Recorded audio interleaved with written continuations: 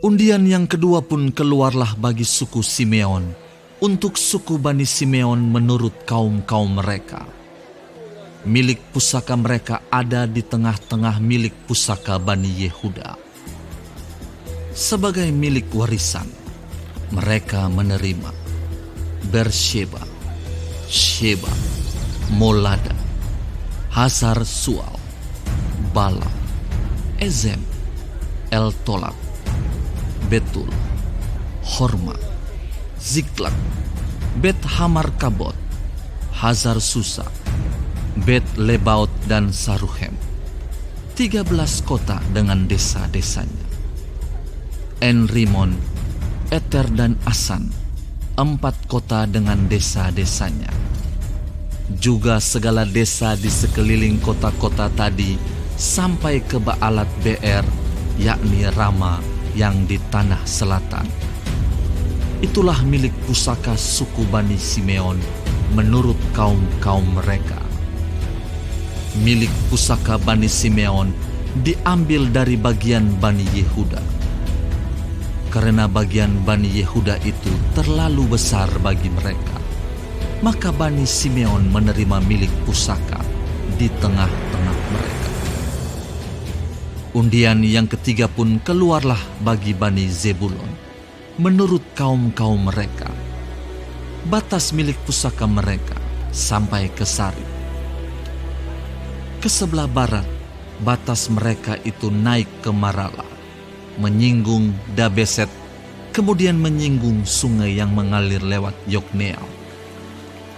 Dari Sarit batas itu berbalik ke timur, ke arah matahari terbit, melalui daerah Kislot Tabor, menuju Dobrat, naik ke Yafia. Dari sana terus ke timur, ke arah matahari terbit, ke Gat Hefer, ke Et Kazim, menuju ke Rimon, dan melengkung ke Nea. Kemudian batas itu membelok mengelilinginya di sebelah utara Hanaton, dan berakhir di lembah Yiftael. Lagi Katat, Nahalal, Simron, Yidala dan Betlehem, 12 kota dengan desa-desanya. Itulah milik pusaka Bani Zebulon menurut kaum-kaum mereka, kota-kota tadi dengan desa-desanya. Bagi suku Isakar keluarlah undian yang keempat, yakni bagi Bani Isakar menurut kaum-kaum mereka. Daerah mereka ialah Yisrael, Kesulot, Sunem, Hafaraim, Sion, Anaharat, Rabit, Kisyon, Ebes, Remet, En-Ganim, En-Hada dan Bet-Pazes. Batas daerah itu menyinggung Tabor, Sahazima dan Bet-Semes, dan batas daerah mereka berakhir di sungai Yordan. 16 kota dengan desa-desanya. Itulah milik pusaka suku Bani Isakar menurut kaum-kaum mereka, kota-kota itu dengan desa-desanya. Undian yang kelima pun keluarlah bagi suku Bani Asyer menurut kaum-kaum mereka. Daerah mereka ialah Helkat, Hali, Beten, Aksaf, Alamelek, Amat dan Misal, dan batasnya menyinggung Gunung Karmel dan sungai Libnat di sebelah barat. Kemudian berbalik ke arah matahari terbit, ke Bet Dagon, menyinggung daerah Zebulon, dan lembah Yiftael di sebelah utara, Bet Emek dan Nehiel, dan menuju ke Kabul di sebelah utara, dan ke Ebron, Rehob, Hamon dan Kana, sampai ke Sidon besar. Kemudian batas itu berbalik ke Rama dan sampai ke kota yang berkubu Tirus. Kemudian batas itu berbalik ke Hosa dan berakhir di laut. Lagi pula Mahalab, Akzib, Uma, Afek dan Rehob, 22 kota dengan desa-desanya.